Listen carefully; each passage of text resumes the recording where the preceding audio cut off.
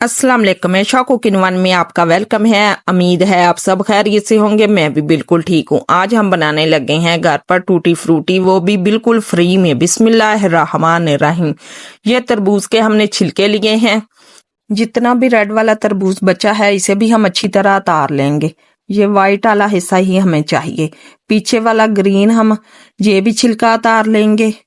इसी तरह हम सारे छिलके उतार कर तैयार कर लेंगे। तरबूज से ज्यादा छिलकों का फायदा है, आप इसे जरूर इस्तेमाल किया करें। ये बहुत ही फायदेमंद होता है, हमारे दिमाग के लिए बहुत फायदेमंद होता है। इसमें बहुत ही मददगार से विटामिन सी पाया जाता है। आप इसका इस्तेमाल जरूर किया करें। ये बच्चों को बना कर दें, बच्चों को बहुत ही पसंद आएंगी। अब इसकी हमने पतली पतली कतलियां काट ली हैं। अब इसे हम छोटे छोटे पीस काट कर तैयार कर लेंगे। ये देखें माशाल्लाह हमने तमाम तरबूज काट कर तैयार कर लिया है। तकरीबन ये आधा किलो के आसपास है। इसे हमने 8 से 10 मिनट तक बॉईल करना है स्लो फ्लेम पर, जब तक इसका कलर ना चेंज हो जाए और अच्छी तरह पक ना जाए। ये देखें माशाल्लाह 8 मिनट बाद कितना अच्छा ये पक कर तैयार हो चुका है। अब इसे हम निकाल लेंगे।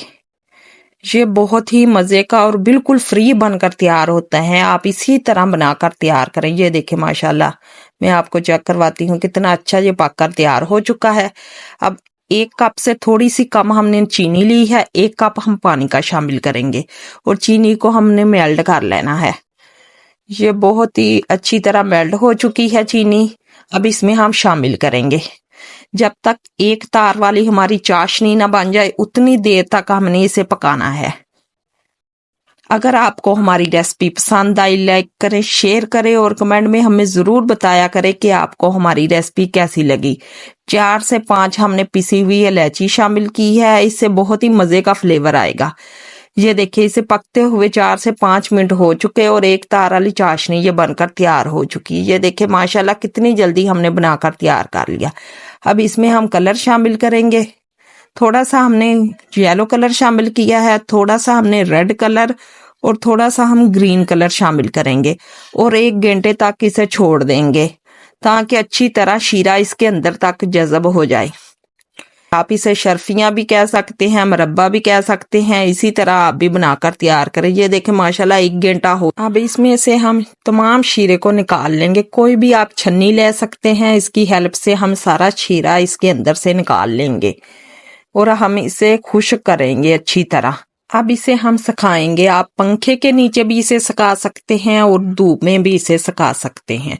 अब दूसरी मर्तबा हम छन्नी को धो लेंगे और फिर इसे हम छान लेंगे।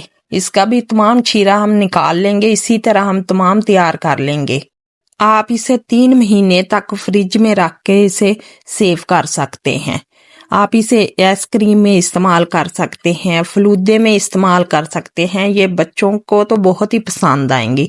जो शीरा बच गया है इस पर 1 नींबू आप शामिल करें और काला नमक थोड़ा सा शामिल करें और बच्चों को रंग बिरंगा शरबत बना कर दें।